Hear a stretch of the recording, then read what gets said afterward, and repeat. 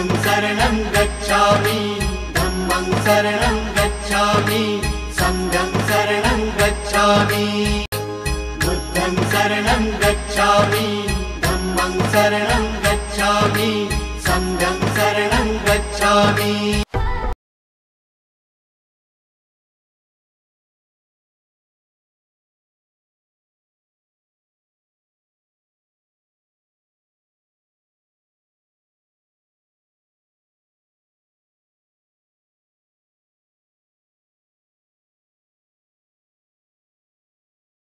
मी Sonali Pande Tathagata news channel तर्फे भीमपुत्र या मालिकेत आपणा सर्वांचे सहर्ष स्वागत करीत आहे।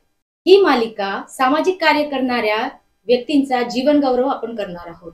तसेच त्यांनी त्यांच्या जीवनात काय काय अडथळे पार केले, काय काय संघर्ष केला, किती कष्ट केले, हे सगळं आपण आज या मालिकेतर्फे जाणून घेणार आहोत। आज आपल्या समोर आहेत एक प्रेरणादायी व्यक्तिमत्व, ज्यांनी आपल्या आयुष्यात खूप संघर्ष केला, कष्ट केले आणि आज ते या लेवल पर्यंत पोहोचले आहेत की ते लोकांसमोर एक स्वतःचा आदर्श ठेवू शकतात। या मुलाखतीमध्ये आपण त्यांच्या बालपणापासून तर आतापर्यंतचा सगळा संघर्ष जाणून घेणार आहोत। खूपदा एखादा व्यक्ती बालपणापासूनच त्याच्यामध्ये काहीतरी स्पार्क असतो, आपल्याला कळतं आणि तो व्यक्ती पुढे जाऊन काहीतरी काम करणार हे आपल्याला पहिलेच माहीत असतं। पण बहुतेकदा त्यांना जी त्यांच्या आजूबाजूला वातावरण मिळतं ते त्याला पूरक नसतं, पोषक नसतं, तरीही ते व्यक्ती त्या वातावरणातून सुद्धा घडत असतात। तर आज आपण सरांसोबत बोलणार आहोत। आपल्या सोबत आहे SB खोब्रागडे सर। त्यांचे आज आपण पूर्ण जीवन प्रवास समजून घेणार आहोत। चला तर मग स्वागत करूया सरांचे। जय भीम सर। जय भीम। आपल्या सोबत आहे SB खोब्रागडे सर। तर आपण आज त्यांचा जीवनपट समजून घेणार आहोत। तर सर, मला तुम्हाला विचारायचं आहे की तुमचं बालपण म्हणजे तुमचं तुम्ही ज्या गावामध्ये किंवा जिथून आले आहात ते आम्हाला जाणून घ्यायला नक्कीच आवडेल। मी सेवकदास भिकाजी खोब्रागडे आणि मूळचा राहणारा गोंदिया जिल्ह्यामध्ये आमगाव नावाचा तालुका आहे, आमगाव रेल्वे, आणि त्याच्या बाजूला एक छोटस ग्रामीण भागामध्ये जांभूर टोला नावाचं खेडं आहे। तो भाग आजही नक्सलाइट एरिया म्हणून ओळखला जातो आणि नक्सलाइट आहे। अशा या जंगली भागामध्ये, आपण त्याला जंगली असं म्हणता, अशा या जंगली भागामध्ये माझा जन्म 10 जून 1946 ला म्हणजे इंग्रजकालीन झालेला आहे। त्या काळामध्ये शिक्षणाचं प्रमाण तर होतच, परंतु थोड्या लांब अंतरावर जाऊन प्राथमिक शिक्षणासाठी सुद्धा पायपीट करावी लागत होती। नाले ओढे सगळे पार करून जावं लागत होतं। त्या काळामध्ये जातीयता फार होती। एवढंच नाही तर आमची शाळेतली जे शिदोरी म्हणतो, आम्ही शिदोरी भाकरी म्हणता आपण, ती शिदोरी भाकरी सुद्धा अलग ठेवायची। पाणी पिण्याचा तर प्रश्नच नव्हता। पाणी आम्हाला ओंजळीने हाताने त्या ड्रम मध्ये असलेल्या याच्यामधून पिण्याच्या योग्य होतं पाणी। आम्हाला असं पाणी होत नव्हतं। आम्हाला एक तर वर्गाच्या शेवटी बसवलं जात होतं। मी 7व्या वर्गाची परीक्षा त्या ग्रामीण भागातल्या तिगाव नावाच्या शाळेमधून पास केली आणि त्याच्यानंतर पुढील शिक्षणासाठी आमगाव तालुका म्हणजे आमगाव जिल्हा परिषद हायस्कूल आमगाव या जिल्हा परिषद हायस्कूल मध्ये मी प्रवेश मिळवला। माझ्या वडिलांना शिक्षणाची दृष्टी आधीपासूनच होती। ते प्रौढ शिक्षणाच्या वर्गामध्ये शिकलेले होते आणि आम्ही दोघे भाऊ आणि एक बहीण असा तो आमचा परिवार होता। आई वडील होते, मध्यम कुटुंबातले होते, म्हणजे ज्याला आपण 2 बैलाची शेपटी अशा प्रकारे आपण म्हणतो, तर मध्यम वर्ग कुटुंबीय आमचं ते होतं। आणि माझ्या वडिलांना बाकीच्या काळामध्ये देखील मोलमजुरी थोडीशी करावी लागत होती, परंतु अशाही परिस्थितीमध्ये त्यांची दृष्टी असल्यामुळे त्यांनी मला पुढच्या शिक्षणासाठी आमगाव रेल्वे जिल्हा गोंदिया या ठिकाणामध्ये 10व्या वर्गाचं शिक्षण घेण्यासाठी त्यांनी मला पाठवलं। तिथून 10वीची परीक्षा मी 1963 ला पास केली, मार्च एप्रिल मध्ये। आणि विशेष सांगायचं म्हणजे परीक्षा मी देऊन आल्यानंतर माझं वय 16 वर्षाचं आणि माझं लग्न जोडलं। त्या काळामध्ये माझ्या पत्नीचे वय 14 वर्ष होतं। जयवंताताई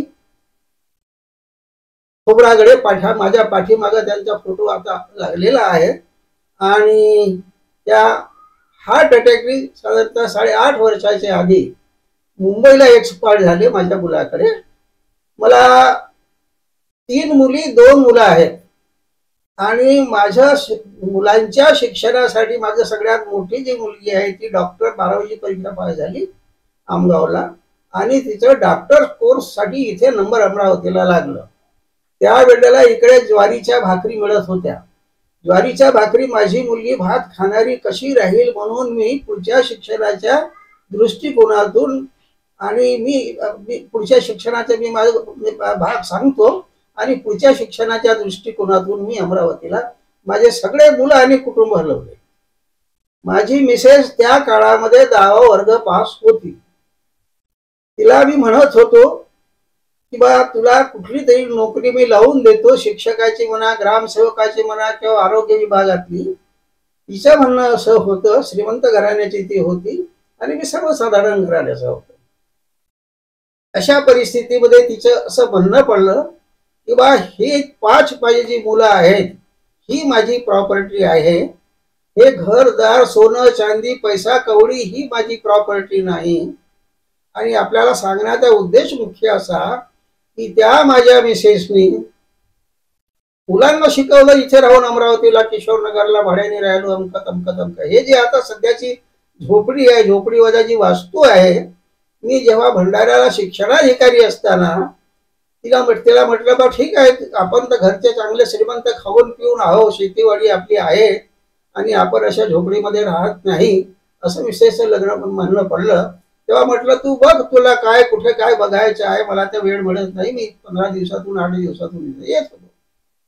अशा या परिस्थितीमध्ये माझ्या त्या मिसेसनी हे घर बघितलं। 1993 ला हे बघितलं आणि जसं त्यावेळेचं घेतलेलं आहे हे तसंच आहे। फार मजबूत आहे, भिंती मजबूत आहेत, सागाचे दार आहेत, हे आहेत ते, फक्त मी डागडुजी करून या ठिकाणामध्ये आहोत। अशा या परिस्थिती माझे 3 मुली आणि 2 मुलं असे 5चे 5ही शिकले आणि आता आजच्या घडीला माझे 5 जुने 10 म्हणजे माझे 3 जावई 2 सुना असे 5 जुने 10 हे चांगल्या पदावर म्हणजे मुंबई पुणे, त्यांचं पदनाम जर सांगितलं तर थोडंसं उशीर होईल तुम्हाला, पण ते चांगल्या पदावर म्हणजे मुंबईला आहेत, पुण्याला आहेत, वर्धेला आहेत। एक मुलगी इथेच पंजाबराव बँकेला आहे, फर्स्ट स्टाफला आहे। आणि मी 1983 ला त्याच्या आधी मी जिल्हा परिषदेच्या नोकरीमध्ये आय वॉज हायस्कूल टीचर, मी मुख्याध्यापक होतो।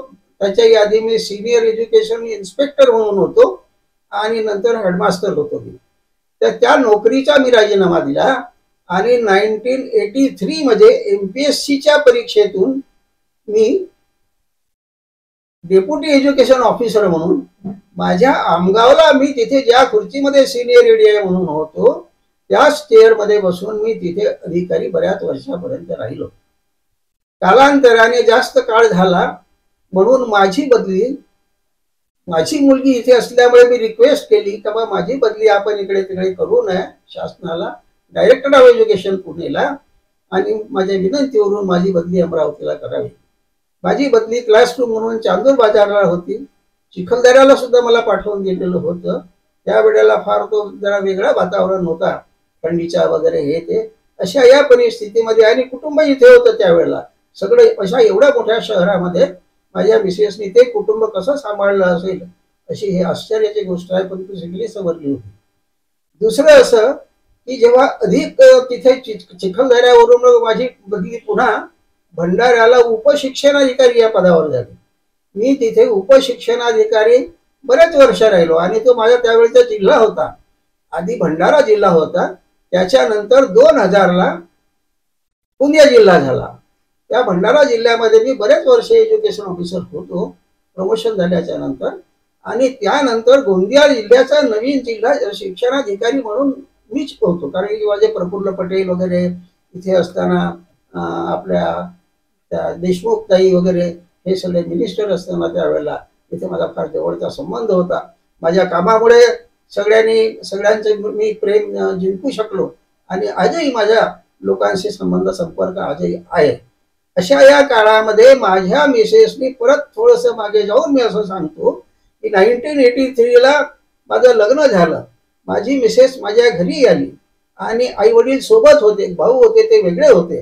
तेव्हा माझ्या त्या काळामध्ये आमच्या भंडारा जिल्ह्यामध्ये, गोंदिया जिल्ह्यामध्ये बिड्या वडण्याचा धंदा होता, व्यवसाय होता. बिड्या वडणे म्हणजे आपण जी बिडी पितो ती बिडी, तेंदूपत्त्याची बिडी वडण्याचा तो धंदा होता आणि आजही आहे. त्याचे तर आता कार्ड झाले आणि अशा त्या कार्ड धारकांना पेन्शन सुद्धा मिळते. तर त्या वेळेला ती बिड्या बांधत होती, घरचे कामं करत होती. माझ्याकडे बैल ढोरं वगैरे हे सगळे होते, शेती होती, ही सांभाळून ती बिड्या बांधायची. आणि मी जेव्हा औरंगाबादला शिकायला गेलो पुढे 10वीच्या नंतर 4 वर्ष मी औरंगाबादला मिलिंद महाविद्यालय औरंगाबाद, या औरंगाबादच्या मिलिंद महाविद्यालय मी शिकत असताना त्यावेळेला माझी मिसेस मनी ऑर्डर होतं त्या काळात, 10 रुपये मनी ऑर्डर ती मला पाठवत असे. त्या 10 रुपयाचं मनी ऑर्डर आणि मला दर महिन्याला कॉलेजमधून 30 रुपये स्कॉलरशिप मिळत होती. विशेष सांगायचं म्हणजे त्या काळामध्ये स्वस्त होतं, गव्हाचं जे भाव होतं ते आपलं काय म्हणतात 12 आणे वगैरे अशा प्रकारचं होतं आणि सोन्याचं भाव जे होतं ते 150 रुपये तोडा अशा प्रकारचं ते आजही माझ्याकडे त्या काळातलं घेतलेलं आहे. ही सगळी माझी जी पुण्यगी आहे ही माझ्या विशेषमुळे मी पुढे वाढू शकलो. शिक्षणाधिकारी म्हणून मी अमरावतीवरून 2004 मी रिटायर झालो. याच्यापूर्वी यवतमाळ, गोंदिया, भंडारा फक्त या विदर्भामध्ये राहिलो.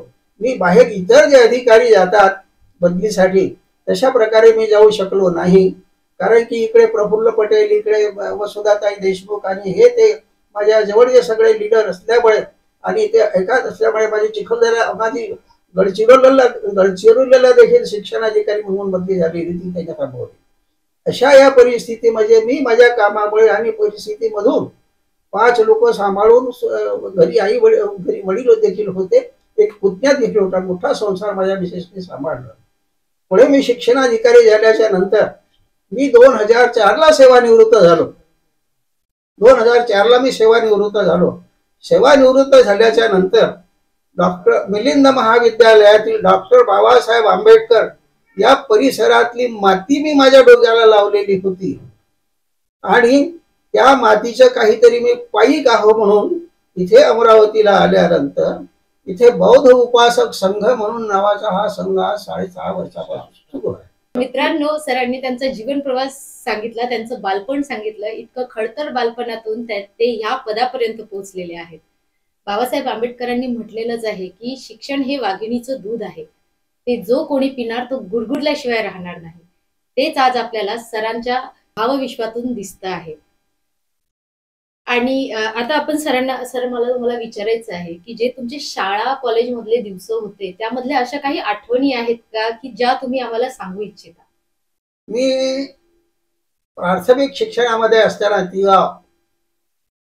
इथले एक मला माझ्या बुद्धिमत्तेची चाचणी म्हणा किंवा काय, तिथे माझे एक शिक्षक होते तुरकर नावाचे. ते मला इंग्रजी शिकवायचे. गणितामध्ये मी आजही फार कच्चा आहो. माझी मिसेस फार हुशार होती आणि गणितामध्ये मी फार कच्चा होतो, पण इंग्रजी हा जो विषय आहे हा माझा अतिशय चांगला होता. त्या माझ्या इंग्रजी शिक्षकाने तुरकरनी मला विचारलं की बा क्लासच्या सगळ्या विद्यार्थ्यांना विचारलं डॉंकीची स्पेलिंग काय आहे. डॉंकीची स्पेलिंग अनेक विद्यार्थ्यांनी चुकीची सांगितली, पण मी माझं थोडंसं तर्क लावून, कदाचित मला इथे पूर्णपणे माहीत नव्हतं, परंतु मी DENKEY म्हणजे किल्ली, मी ते KEY पुढे लावून दिलं.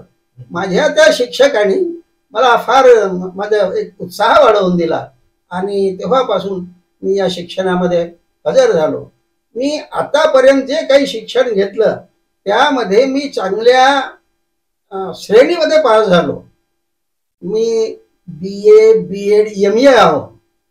BA, BEd तर मी याच्यामध्ये केलेलं आहे. परंतु MA इन पॉलिटिकल सायन्स मी खाजगीरित्या व्हाईल इन सर्व्हिस या सर्व्हिसमध्ये मी ते केलेली आहे. तेव्हा मला अशा अडचणी पाहिजे तेवढ्या कुठल्याही आल्या नाही, पण परिस्थितीशी झगडून. दुसरं माझं असं एक काळ होता, मी जेव्हा क्लास 2च्या नोकरीमध्ये आलो तिथपर्यंत, तेव्हा तुमच्या चांदूर बाजारला असताना आलो तेव्हापासूनच, की माझ्याकडे फक्त 2च पॅन्ट होते आणि माझ्याकडे 2 पॅन्ट 2 शर्ट आणि ते तेव्हाचे पॅन्ट खाकी शर्ट वगैरे हे ते फार मजबूत असायचे. आपल्याला मी सांगू इच्छितो, आपल्याला थोडस मलाही थोडस जरा कळवळा वाटतो त्यावेळेला. मी जेव्हा ब्लॉक एज्युकेशन ऑफिसर म्हणून चांदूर बाजारला होतो त्यावेळेला माझा पॅन्ट एखाद्या वेळेला सायकलिंग करून करून तो घासला जातो ना, तर त्यावेळेला तो घासल्या गेलेला होता पॅन्ट. आणि तो पॅन्ट घासल्या गेलेला असल्यामुळे त्याला रफू करण्यात आलेलं होतं त्या पॅन्टाला. ज्या ज्या वेळेला मी अधिकारी म्हणून असं पायी चालत होतो, वापरत होतो आपल्या सहकाऱ्यांच्या सोबत, तर त्यावेळेला मला माझी स्वतःची लाज वाटायची आणि मी माझा तो पॅन्ट त्या विरुद्ध दिशेने करून घ्यायचा. ही एक शोकांतिका माझ्या जीवनामध्ये अत्यंत होती. म्हणजे मी या खडतर अशा या जीवनातून एवढे मोठा कुटुंब सांभाळून, माझे 5 मुलं, मिसेस, मी, माझे वडील, माझ्या पुतण्या आणि अगदी तळ हातावर वगैरे घेऊन, जो काय आमच्या काळामध्ये फार पगार कमी होता त्यावेळेला. आता तुम्हाला सांगण्याचं, मी जरी 2004 मध्ये रिटायर शिक्षणाधिकारी म्हणून जरी झालो असेल तरी मला फक्त 42,000 पेन्शन मिळते. 42,000 पेन्शन म्हणजे जुनं 2004 ला मी रिटायर झाल्यामुळे. तर त्यावेळेला अतिशय माझा पगार कमी होता, पण स्वस्त काळ असल्यामुळे असं तेवढं काही जाणवलं नाही आणि आम्ही ते सगळं पुरवण केलं. पाहिलं मित्रांनो, खडतर परिस्थिती आपल्याला जीवन संघर्ष आपसुकच शिकवते. जसं म्हणतात ना की कोळशाच्या खाणीत हिरा सापडतो. तो कोळशाच्या खाणीत का हिरा असतो? कारण अंधकार असतो तिथे आणि तो हिरा प्रकाशाला उज्ज्वलित करत असतो. तसंच सरांनी पण त्यांच्या आयुष्यात जी त्यांना खडतर परिस्थिती आली त्याच्यामधून स्वतःचं एक आयुष्य, असं उज्ज्वल आयुष्य घडवलं आहे त्यांनी. तर आता मला सरांना विचारायचं आहे की सर, तुम्हाला लहानपणापासून एखादा छंद वगैरे होता का जो आजही तुम्ही जोपासलाय? माझा मुख्य छंद अभ्यासाचा असायचा. त्या काळामध्ये देखील डॉक्टर बाबासाहेब आंबेडकर ज्याप्रमाणे दिव्याच्या खाली अभ्यास करत होते तशाच प्रमाणे मी सुद्धा, आमच्याकडे मातीचं तेल असायचं, केरोसिन ऑइल, आणि त्या केरोसिन ऑइलच्या दिव्याच्या खाली मी अभ्यास करत होतो. माझे वडील माझ्यासाठी सगळ्या प्रकारची सुविधा पुरवत होते. मातीचं घर होतं आणि त्या मातीच्या घरामध्ये, साकारलेल्या घरामध्ये आमचं कुटुंब त्या ठिकाणामध्ये राहत होतं. तेव्हा मला शिक्षणाचा छंद होता. एकेकाळी असताना मी शिकत असताना एक आमचे रात्रीचे क्लास लागत असत शाळेमध्ये. म्हणजे दिवसा तर शिक्षक शिकवायचेच, पण रात्रीचा क्लास देखील शिकवायचे. तर त्या रात्रीच्या क्लासमध्ये मी त्या 3-4 किलोमीटर अंतरावर बाकी मुलांच्या टेंबा हातात घेऊन, टेंबा हातात घेऊन त्या पुढच्या गावाला जायचं आणि आमचे गुरुजी मग ते आमच्या क्लास घ्यायचे. आणि आमच्याकडे भात होतो, भात शेती आहे. त्या भात शेतीचे जे भांडे असतात त्याला तणस असे म्हणतात. आणि त्या तणशीचा बिछाना करून आम्हाला तर सगळ्यांनाच त्या ठिकाणामध्ये झोपवत असत.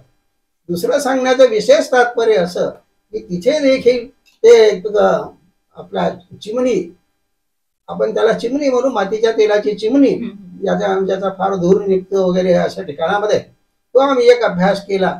माझा छंद हा अभ्यासाचा मुख्य होता, वाचनाचा मुख्य होता, बोलण्याचा सुद्धा मुख्य होता.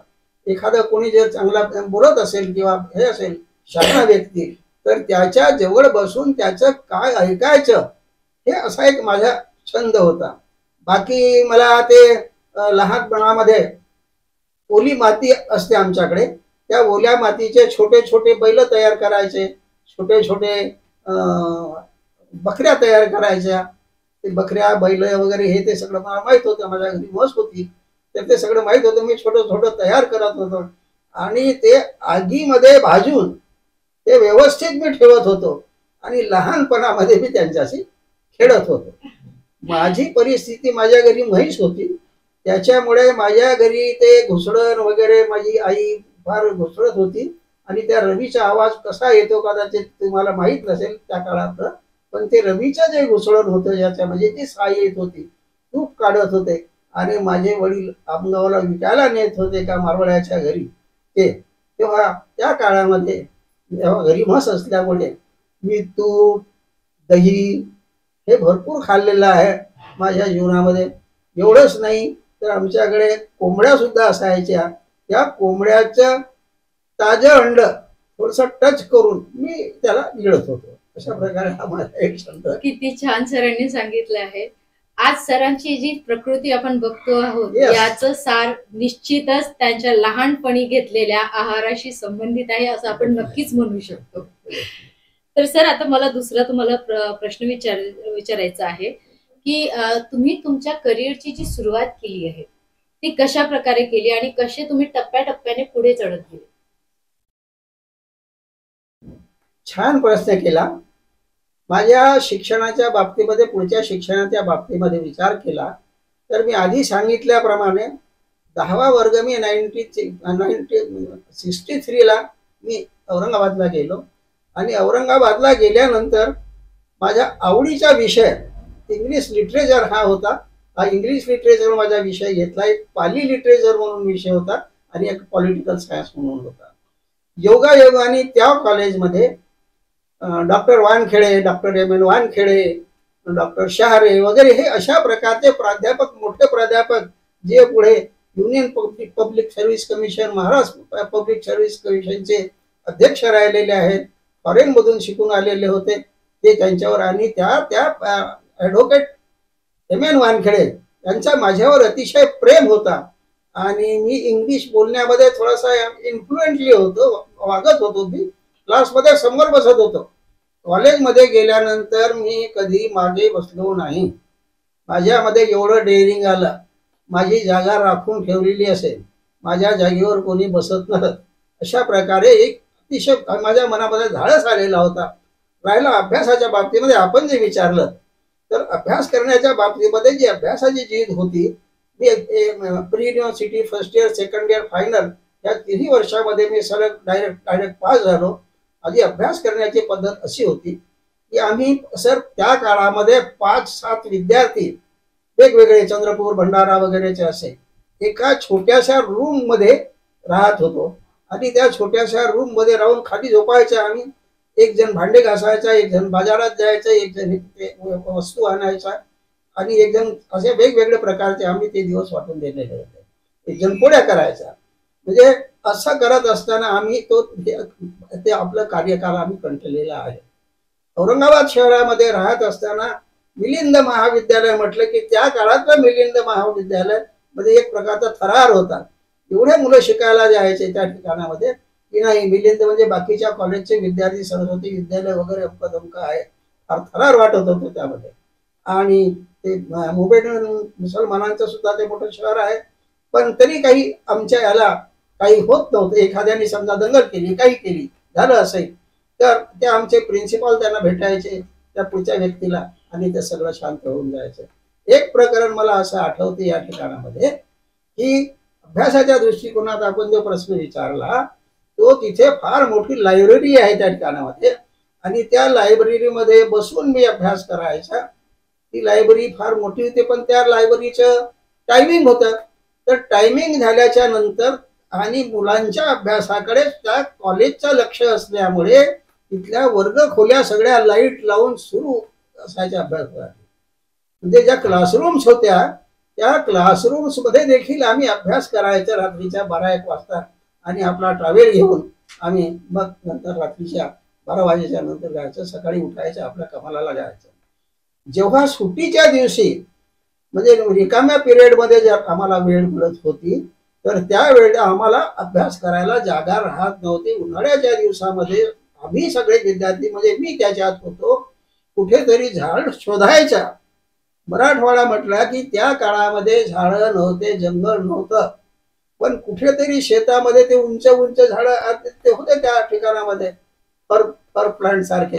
तर त्या झाडाच्या सावली जशी जशी झाडाची सावली जाईल तसं तसं आपला ट्रॅव्हल अंतरून आम्ही मी त्या ठिकाणामध्ये मी अभ्यास केलेला आहे. ही अशी शिक्षणाची जिद्द पुढे मग मी B.Ed चंद्रपूरवरून केलं तिथून आल्याच्या नंतर.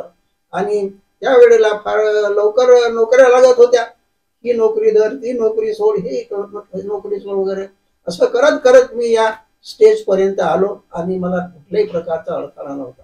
नक्कीच सर, तुम्ही तुमच्या आयुष्यात जे शिक्षण घेतलं आहे, शिक्षणाच्या भरोशावरच तुम्ही आजपर्यंत इथपर्यंत वाटचाल करत आलेले आहे आणि नेहमीच एक यशाची शिखर गाठत आलेले आहे. खूप छान वाटलं सर ते ऐकून. विचारायची इच्छा आहे की तुम्ही तुमच्या आयुष्यामध्ये सर्वात मोठी प्रेरणा कोणाला मानता? माझ्या आयुष्यातली सर्वात मोठी जी प्रेरणा आहे ती डॉक्टर बाबासाहेब आंबेडकर. कारण की मिलिंद महाविद्यालयामध्येच मी शिकलो. त्या मिलिंद महाविद्यालयाच्या परिसराची मातीच मी कपाळाला लावली. ती माझी सगळ्यात मोठी प्रेरणा. दुसरी माझी जी प्रेरणा आहे ती माझी मिसेस जयवंताताई खोब्रागडे, की जिच्या जिद्दीने तिनं मला शिकवलं. 10 रुपयाचा मनी ऑर्डर त्या काळामध्ये पाठवून, मनी ऑर्डर होतं सर त्या काळामध्ये, तार होतं, दुसरं काही नव्हतं. आणि ते काय 5 रुपयाचं की ते पोस्ट कार्ड होतं, ते पोस्ट कार्ड पाठवायचे आणि ते आमचं कम्युनिकेशन होत असत. तर अशा या परिस्थितीमध्ये तो एक कम्युनिकेशन त्या ठिकाणामध्ये होतं आणि आम्ही तो काळ पुढे ढकलला. आपला विषय जो आहे आता हा पुढचा, त्या पुढच्या विषयाच्या बाबतीमध्ये सांगायचं झालं की थोडंसं बरंचसं लांबलचक आहे, ते लांब होईल. तेव्हा या पद्धतीने मी थोडंसं माझी शिक्षणाची वाटचाल केली. सरांनी नक्कीच बाबासाहेब आंबेडकर आणि त्यांच्या पत्नींनी त्यांना प्रेरणा दिली असं सांगितलं आहे आपल्याला. तर माझा यानंतरचा प्रश्न तोच राहणार आहे. आम्ही तुमच्या पत्नीबद्दल अजून थोडंसं तुम्ही काही सांगू शकत असाल तर नक्कीच आम्हाला आवडेल ऐकायला. माझं 10वीची परीक्षा देऊन पास नाही बरं, 10वीची परीक्षा देऊन मी आलो आणि मे महिना होता. ते बहुतेक समोरचे जे फोटोग्राफ आहे ते 61 वर्षाचं असेल. जुन्या काळामध्ये तारीख ठरलेली असेल लग्नाची, आपण तिला ते काय म्हणतो आपण ते आंबे वगैरे पुढवतो पाण्यामध्ये वगैरे आणि एक असं कलश असते पाण्यामध्ये, गुढीपाडवा म्हणा किंवा आम्ही तिकडे आमच्या त्या भागामध्ये विदर्भामध्ये आम्ही तिला तिजीच्या दिवशी म्हणजे घराच्या वर असे ते टिकल्या वगैरे चिपकवतात. अक्षय तृतीया म्हणतो आपण. राईट. अक्षय तृतीयेच्या दिवशी आमचं लग्न बौद्ध पद्धतीने झालं. झेंडूच्या फुलाचे हार, त्या काळामध्ये झेंडूच्या फुलाचे हार, आणि लग्नामध्ये वाद्य नव्हतं तेव्हा बैल बंडीला लाऊडस्पीकर बांधायचं आणि गाव आलं की लाऊडस्पीकर सुरू करून द्यायचं. म्हणजे पूर्वीची पद्धत अशी होती त्या काळामध्ये की बैल बंडीला जिथे आवाज आला लाऊडस्पीकरचा तर ही महाराजांची वरात आहे असं त्या काळामध्ये होतं. कारण की बाबासाहेब त्या काळामध्ये आमच्या भंडारा जिल्ह्यामधून लोकसभेच्या निवडणुकीमध्ये उभे होते पण ते पडले. ती एक छाप आमच्या समाजामध्ये पडलेली आहे. शिक्षणाच्या बाबतीत तर आपण विचारूच नका. आजच्याही घडीला आमच्याकडे शिक्षणाचा भाग एवढा वाढलेला आहे की तिथे प्रत्येक घरात मुलगी सुद्धा शिक्षित आहे, ग्रॅज्युएट पोस्ट ग्रॅज्युएट सुद्धा शिक्षित आहे. एवढा बाबासाहेबांच्या त्या मंत्रामुळे तिथे आमच्या भागात आला. अशा या परिस्थितीमध्ये माझं लग्न झालं. तर त्या वेळेला मी छोटासाच नवरदेव आणि छोटीशीच नवरी, पण बौद्ध पद्धतीने लग्न झाल्यामुळे आणि सासरा श्रीमंत असल्यामुळे त्या सासऱ्याच्या श्रीमंतीमुळे मला खूप काही मिळालं. त्यांनी धान्य दिलं, त्यांनी सोनं दिलं, त्यांनी एक गाय दिली, अन्न म्हणतो आम्ही त्याला, त्यांनी एक गाय दिली आणि बेड बिस्तरा हे ते सगळं भरपूर दिलं. आणि एवढंच नाही तर ते बिडी व्यापाराचे ठेकेदार असल्यामुळे आमच्याकडे बिडीचा धंदा फार मोठा चालतो, आजही आहे तो. तर तो बिडीचा धंदा चालत असल्यामुळे ते एक चांगले श्रीमंत होते, आमच्यापेक्षा श्रीमंत होते, शेतीबाडी होती वगैरे. अशा या परिस्थितीमध्ये आमचं जे जीवन होतं, लग्न होतं. नंतर मला बऱ्याच काळानंतर म्हणजे मी जेव्हा ग्रॅज्युएशन होऊन 1967ला औरंगाबादवरून आलो त्याच्यानंतर माझ्या सगळ्यात मोठ्या मुलीचं वय म्हणजे 1969चं आहे. म्हणजे 67ला आमचं 63ला जरी आमचं लग्न झालेलं असेल तरी माझी मोठी मुलगी जी डॉक्टर आहे at government hospital at Wardha, तर त्या ठिकाणामध्ये तिचे आजचे वय 69चं होतं त्यावेळेला. म्हणजे सगळे मुलं त्याच्या खाली आहेत. पहिला मुलगा, दुसरा मुलगी, अशा प्रकारचे अर्थात 5 जण आहेत माझ्याकडे. तर हा जो एकूण कार्यकाल आहे, माझ्या जीवनाचा कार्यकाल आहे किंवा जे चढाव उतार आहेत, हे याप्रमाणे मी पूर्ण केलेले आहेत.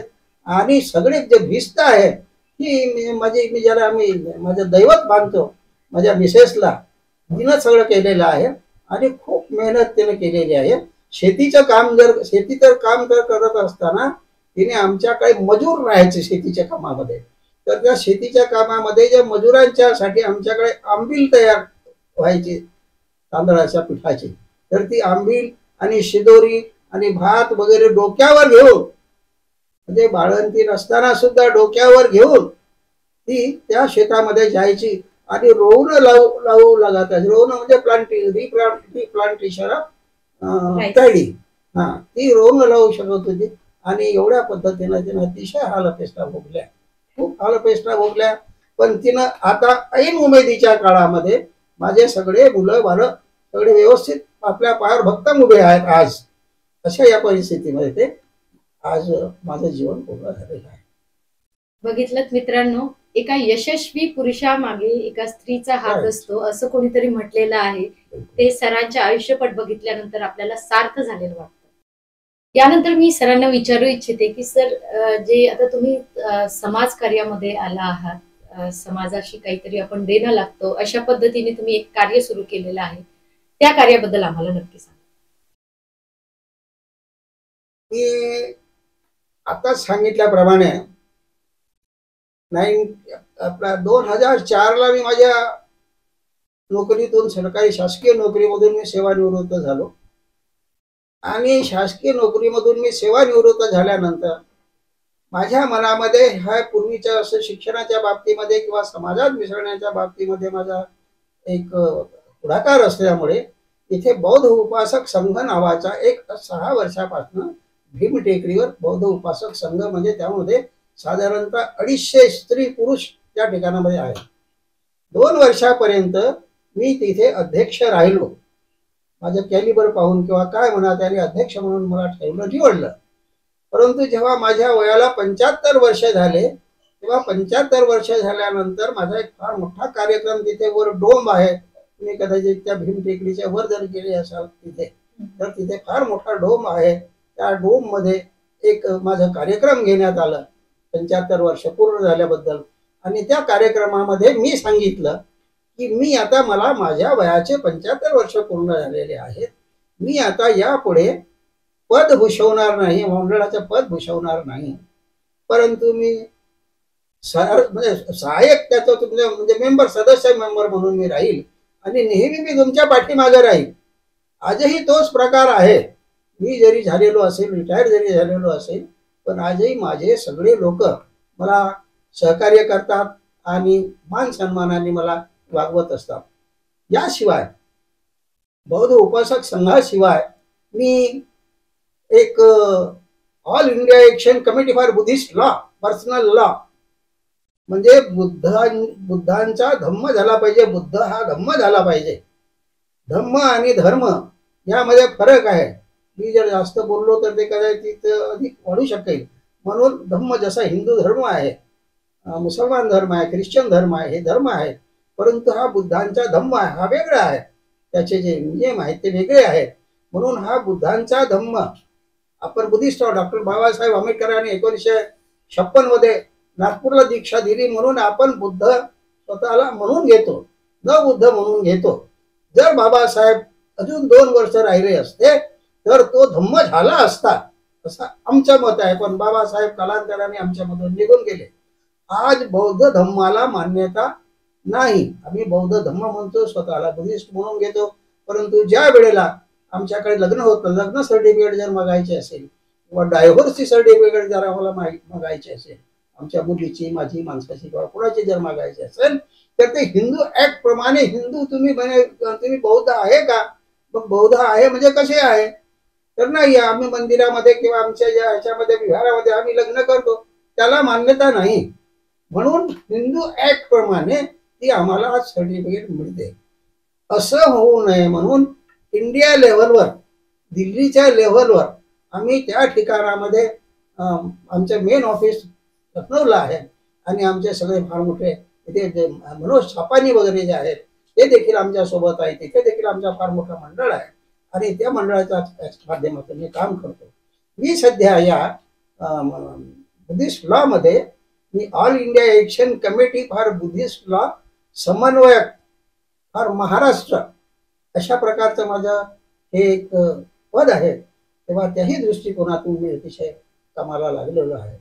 दुसरं असं की या धम्माशिवाय मी अजूनही सामाजिक कार्य करतो. सामाजिक कार्यामध्ये जसं कोणी गरीब मुलं किंवा कोणी गरीब कुटुंब असेल, एका कुटुंबाला मी मेश्राम म्हणून आहे, तो रस्त्याच्या कडेने चालत होता. माझ्या परिचयाचा काय रे मेश्राम उठले तू, काय तुझ्या पायामध्ये चपला नाही, काही नाही, जोडे नाही, पुढे चाललं म्हणे. मी याच्यामध्ये थर्मासमध्ये घरी चहा करतो आणि मी पोचवून देत असतो हॉटेलमध्ये.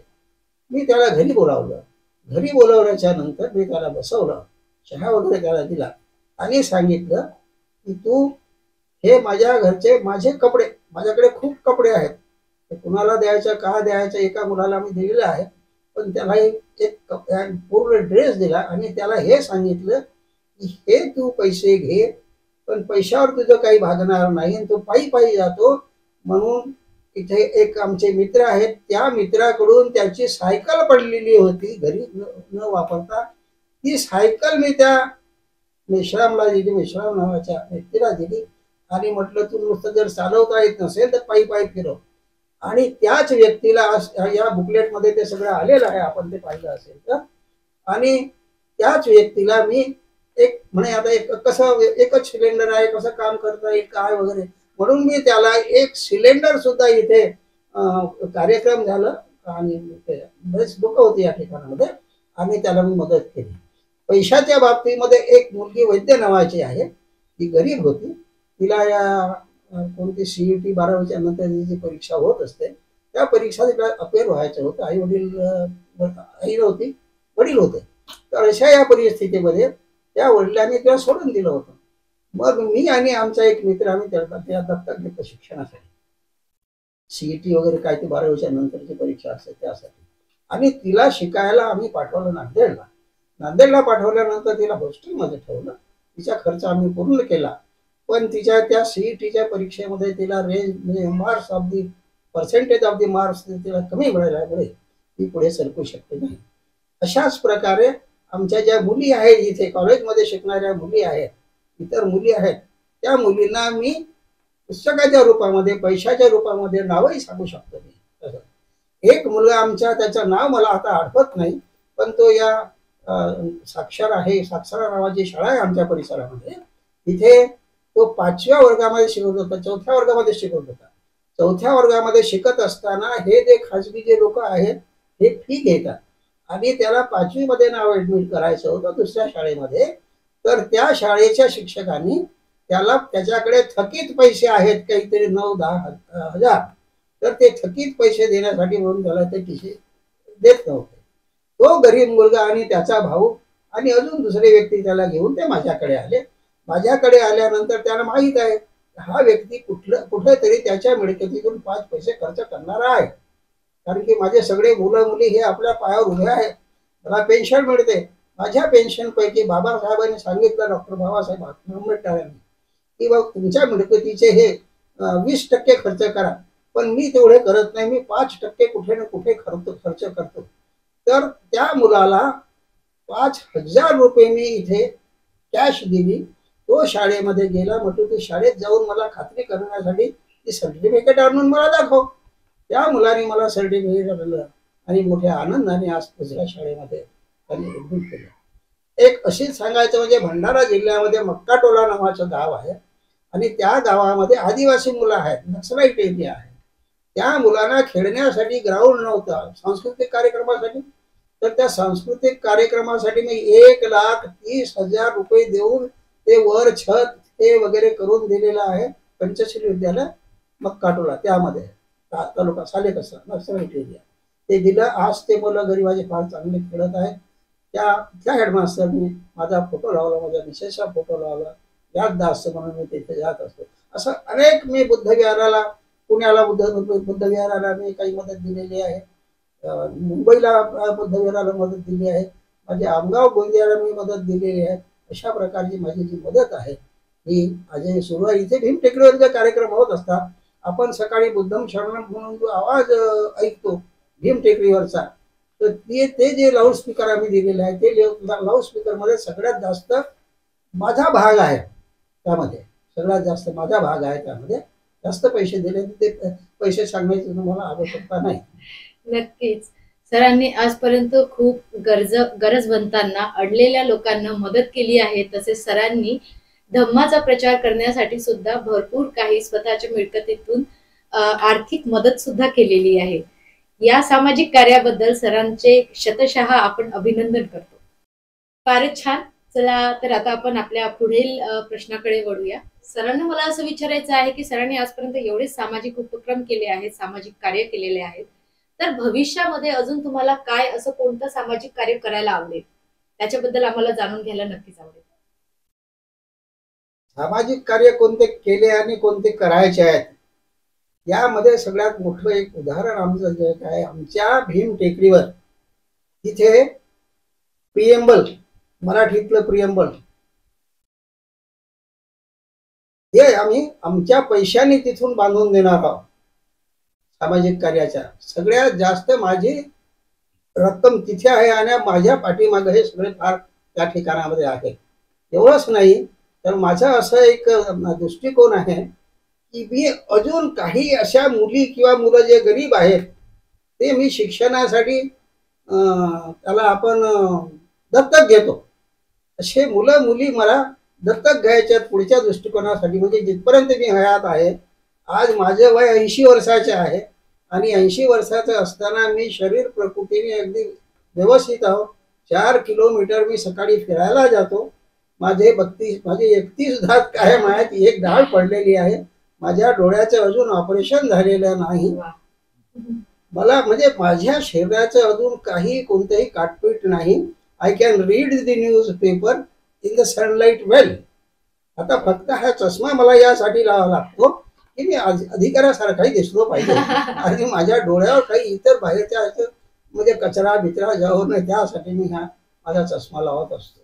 विशेष सांगायचं म्हणजे माझे मुलं आणि मुली जावई हे सगळे 5चे 5 जुने 10 यांचा एवढं माझ्यावर प्रेम आहे की हे जे माझ्या अंगावर पोट सूट जे काही असेल तर माझ्या मुली मुला जावयानी दरवर्षी ते माझ्या वाढदिवसाला ते करत असतात. मला कपड्याची आवश्यकता नाही, कपडे घेण्याची आवश्यकता नाही आणि नाही म्हणतो तरी ते घेऊन देत असतात. आणि एवढंच नाही तर ते एवढे माझ्यावर प्रेम करतात, मिसेस जरी गेली तरी ते दुःख तर विसरू शकत नाही, प्रत्येकाला ते माहीत आहे. ते माझ्यावर एवढे प्रेम करतात की एखाद्या झाडाला फूल लागलेलं असेल कोणत्या झाडाला, तर ते फूल खाली जमिनीवर पडल्यानंतर त्याचा आवाज येतो, फूल टपकन खाली पडतो, पण मला तशा प्रकारचं अजून कुठलंही काही कोणत्या प्रकारचं दुःख मिळालेलं नाही.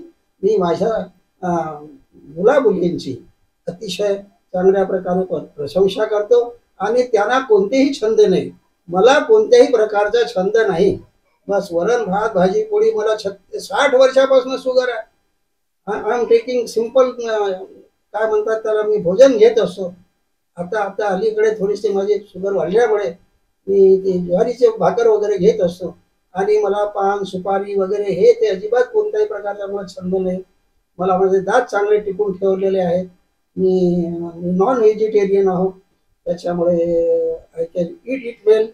आणि दुसरं असं की मी दिवसातून 3 वेळा मी ब्रश करतो म्हणजे मसाज करतो, बोटांनी मसाज करतो. जेवण झाल्यानंतर, सकाळी उठल्याबरोबर, दुपारी जेवण झाल्यानंतर आणि संध्याकाळी जेवण झाल्यानंतर.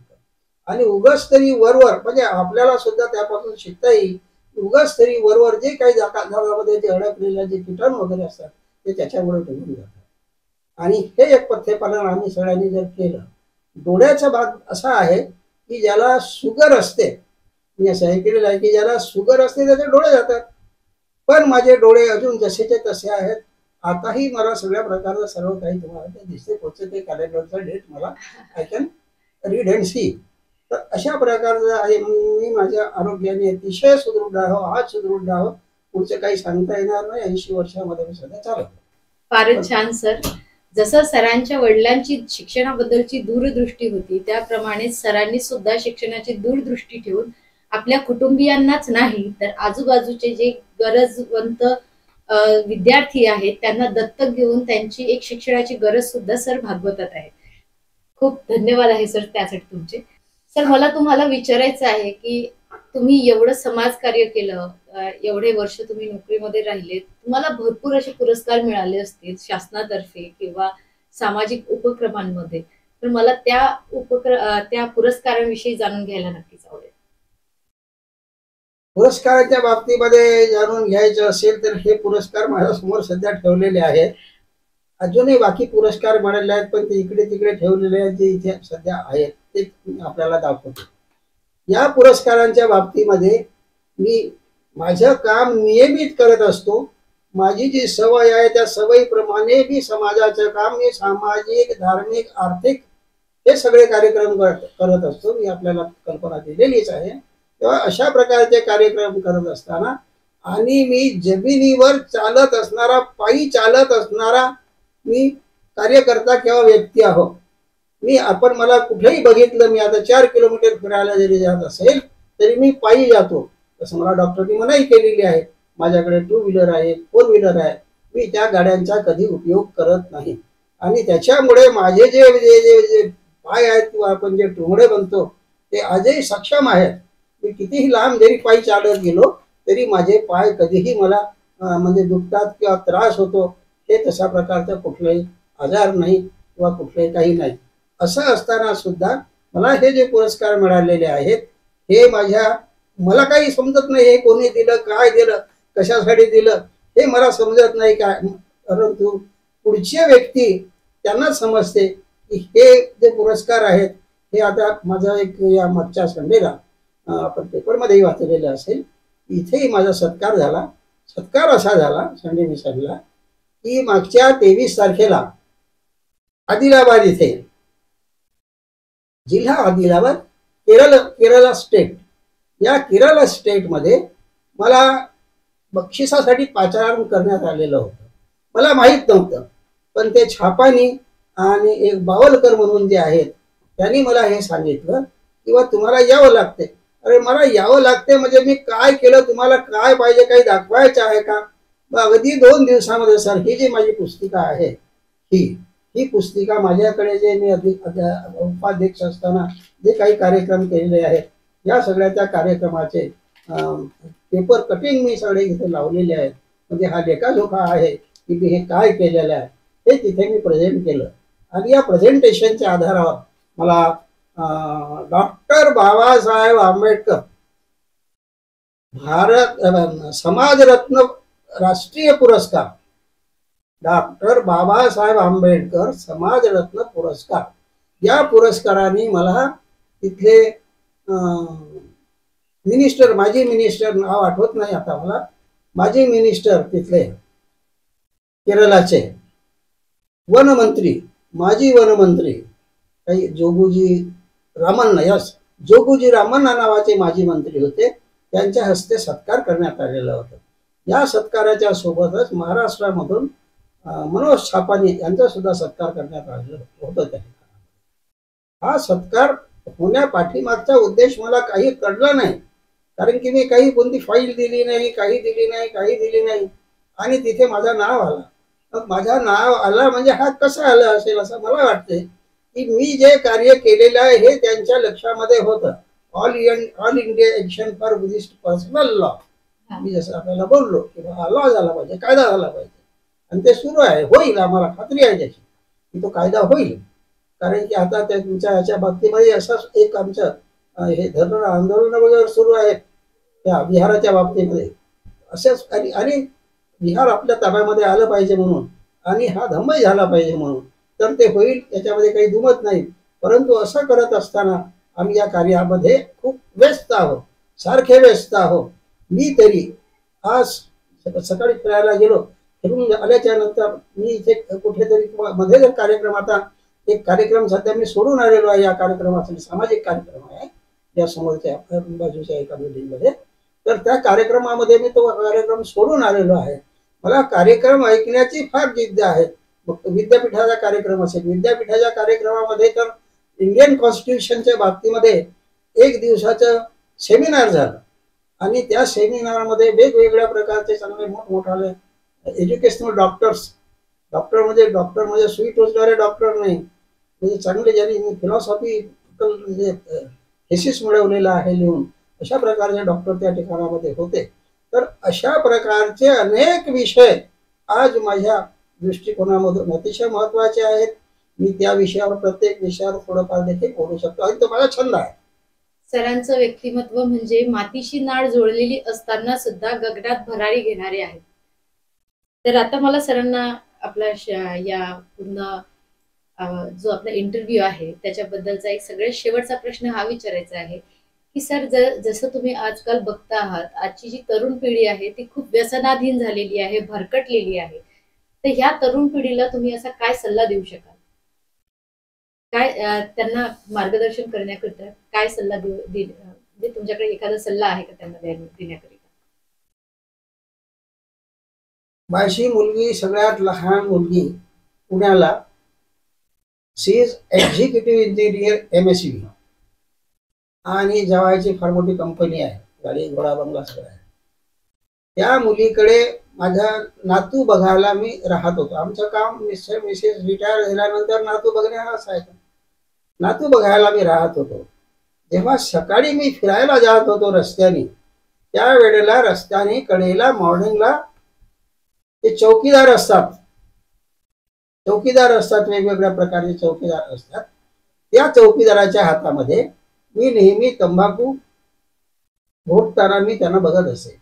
मी तिथे उभा राहत होतो, त्याला सांगत होतो, का रे बाबा, हे जर तंबाखू न घोटता तू तुझ्या खिशामध्ये एखादं लवंग असेल किंवा विलायची असेल किंवा काजू असेल, तुला जर आठवण आली, जर तू घेतलं ते सोडता येत नाही का?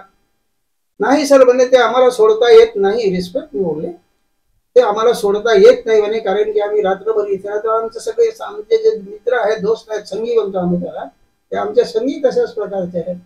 मी त्याला अतिशय मोलाचा एक प्रश्न देत होतो. या ठिकाणामध्ये ताई आहेत. अरे म्हटलं, आपल्या भारताचे पंतप्रधान नरेंद्र मोदीजी आहेत या ठिकाणामध्ये, आणि या नरेंद्र मोदीजींनी स्वतःची बायको लग्न झालेली ते सोडून दिली. स्वतःची लग्न झालेली बायको कोणी सोडू शकतो का? म्हणजे बायको कोणी सोडू शकतो का?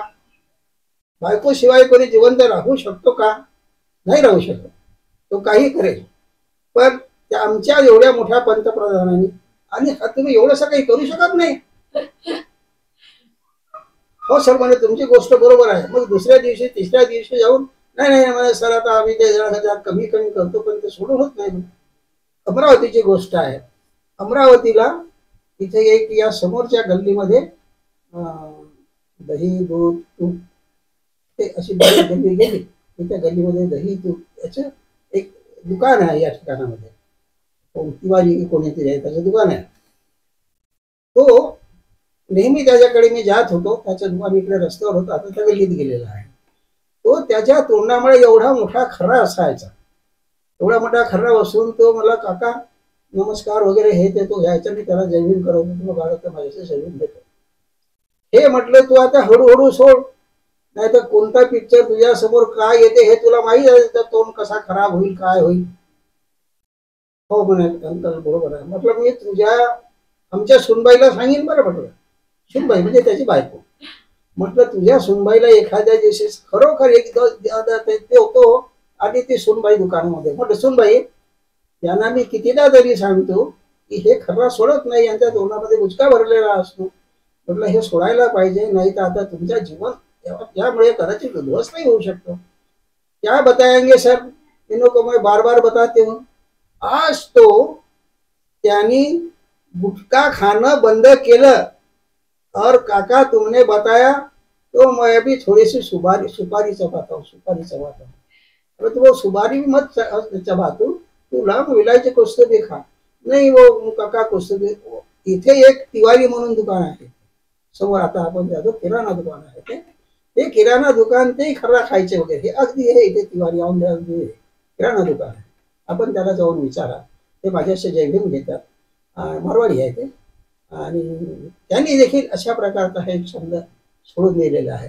माझ्या तरुण पिढीला माझं सांगणं नेहमी हे आहे, जे जे कोणी रस्त्यावर मिळतात, मग तो कॉलेजचा विद्यार्थी असो की कोणताही विद्यार्थी असो, मी फिरायला जातो इथे त्या आपल्या नाव आठवत नाही, थोड्या वेळ मी सांगतो, तर त्या अंबिकानगरच्या ग्राउंडमध्ये, अंबिकानगरच्या ग्राउंडला इथून 4 किलोमीटर होतो जाणे ना, अंबिकानगरच्या ग्राउंडमध्ये जातो, फार मोठं ती शाळा आहे, ती शाळा आता ओस पडलेली आहे, वेगवेगळ्या कामासाठी तिचा वापर होतो.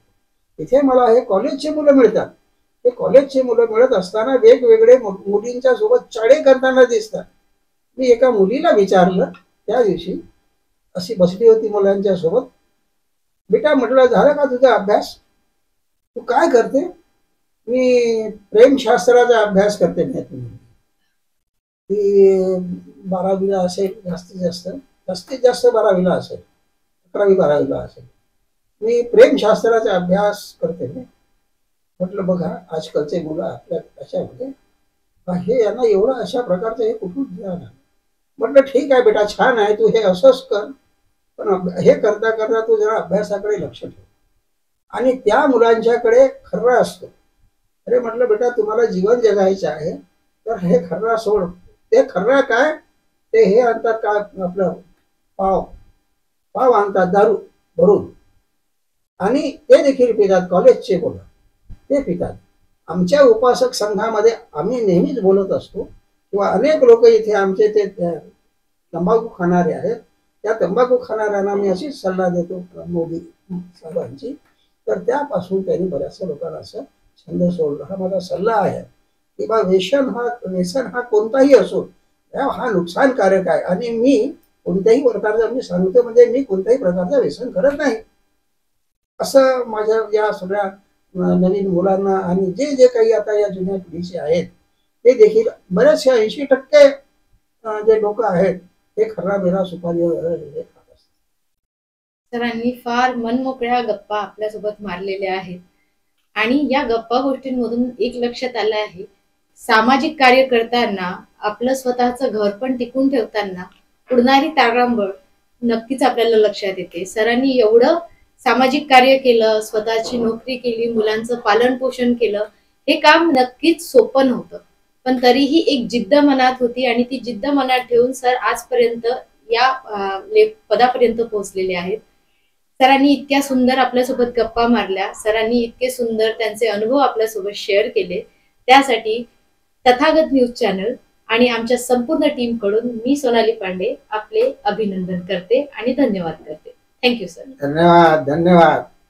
पाय रोवले या ठिकाणामध्ये, ते पाय रोवल्याबद्दल, तुमचे पदस्पर्शाबद्दल या मी अतिशय स्वतःला धन्य समजतो. आणि मी काही करतो का हे आजही मला काही माहिती नाही, पण समाजामधून मला असं कळते.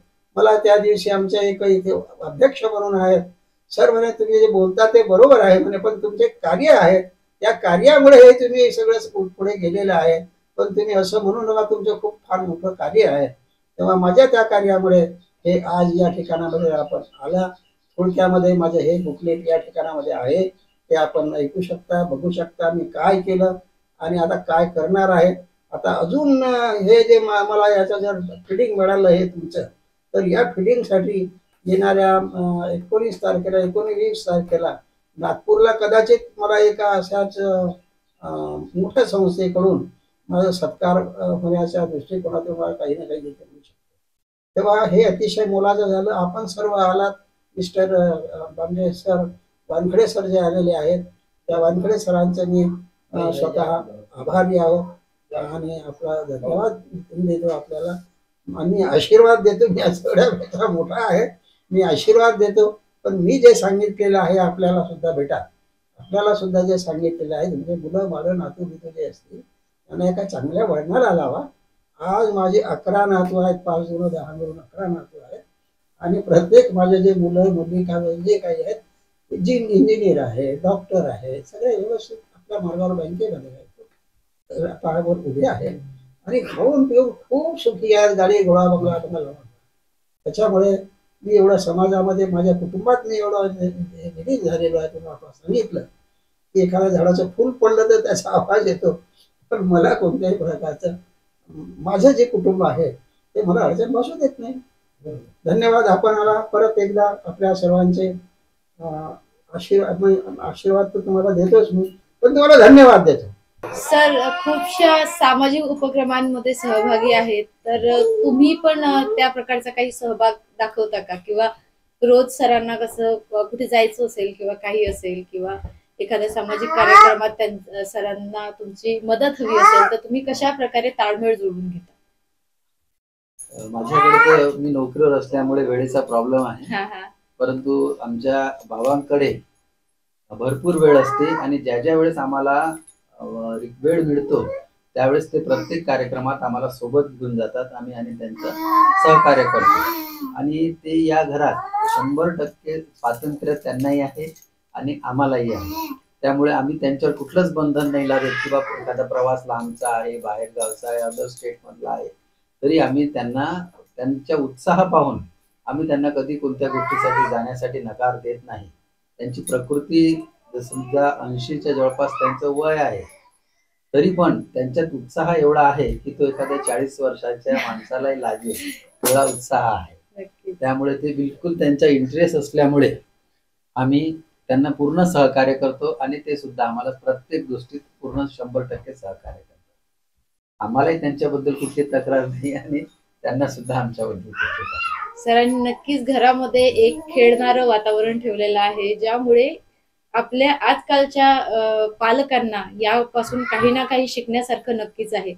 खूपदा आपण आपल्या मुलांवर अतिशय जबाबदाऱ्या टाकतो किंवा त्यांना एक प्रेशर मध्ये ठेवत असतो किंवा हेच करायचं आहे तेच करायचं आहे आपण असं त्यांना नेहमी करत असतो. पण सरांनी त्यांच्या मुलांना खूप स्वातंत्र्य दिलेलं आहे, एक मैत्रीपूर्ण वातावरण घरामध्ये ठेवलं आहे, एक मैत्रीपूर्ण संबंध मुलांसोबत ठेवले आहे. त्यामुळेच आज सरांना घर पण जे आहे ते आरामात भेटते आहे. आणि एक विशेष महत्वाचं म्हणजे आमची जी 2 मुलं आहेत, मुलगी आहे मैत्री आणि मुलाचं नाव आहे बोधिराजा. हे आमच्या जवळ नाही राहत, पूर्ण वेळ त्यांच्या आजोबाजवळ राहतात आणि त्यांच्या आजोबाजवळ समजा असले तर ते आमच्या जवळ येत नाही. त्याच्यामुळे आमच्यापेक्षा जास्त प्रेम त्यांना आजोबाचं मिळते आणि ते सुद्धा त्यांना पूर्ण प्रेम देतात. नक्कीच नक्कीच नक्कीच सरांकडून आपल्याला खूपशा गोष्टी शिकायला मिळाल्या. खूप सुंदर असं सरांनी त्यांचा जीवनपट आपल्या समोर ठेवलेला आहे. तसेच आता पुढील वाटचालीसाठी सरांना मी माझ्यातर्फे शुभेच्छा देते. त्यांना आनंदमय आरोग्यमय असं आयुष्य लाभो अशी मी तथागत चरणी प्रार्थना करते. तर आता आपल्या सोबत आहेत उज्ज्वला ताई, ज्या सरांच्या सुनबाई आहेत आणि त्यांच्यासोबत एक गोड पिल्लू आहे. दुसरं पिल्लू थोडं आत गेलं आहे रडायला आल्यामुळे. तर मी ताईंना विचारू इच्छिते की तुम्हाला सरांबद्दल खूपच एक रिस्पेक्ट वाटत असेल, आदरणीय स्थान आहे तुमच्या घरामधलं, मोठे व्यक्ती आहेत, तर त्यांच्याबद्दल तुम्हाला काय बोलावंसं वाटेल? ते म्हणजे घरामधले प्रमुख असल्यामुळे आम्हाला जरी कुठेही गेले तरी असं एकटेपणा वाटतो. आणि म्हणजे त्यांचे जे कर्तृत्व आहे ते खूप महान आहे आणि घराला म्हणजे व्यवस्थित मोठे असल्यामुळे घराला घर पण येतो. बाकी नक्कीच आपल्या मनातला जो आदर असतो, जो समोरच्या बद्दलची आदरणीय भावना असते, ते आपण नेहमी शब्दामध्ये व्यक्त करू शकत नाही. तर ताईंनी खूप छान पद्धतीने आपल्याला सांगितलेलं आहे आणि हा कार्यक्रम इथेच संपला असं जाहीर करते. बुद्धं शरणं गच्छामि, धम्मं शरणं गच्छामि, संघं शरणं गच्छामि. बुद्धं शरणं गच्छामि, धम्मं शरणं गच्छामि, संघं शरणं गच्छामि. बुद्धं शरणं गच्छामि, धम्मं शरणं गच्छामि, संघं शरणं गच्छामि.